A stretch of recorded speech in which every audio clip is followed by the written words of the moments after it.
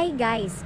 Nanay duty nga po tayo ngayon, kaya ito nga at susando muna ako sa aking dalaga, at dahil medyo napaaga po ang aking pagdating, kaya ito, nag-video muna ako habang naghihintay. Dito nga po sa gasoline station ako parati na pwesto dahil malapit lang po ito sa school ng aking anak, at sa puntong ito nga po ay inaabot na rin ako ng inip sa paghihintay, sobrang dami ko na rin pong nabilang na mga sasakyan dumaan, pero wala pa rin.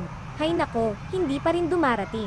At ito nga po, nag-timelapse na lang po ako, ang cute po talaga tingnan kapag ganitong naka-timelapse ang video.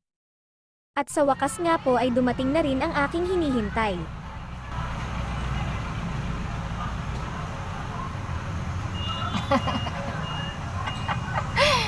Balaga.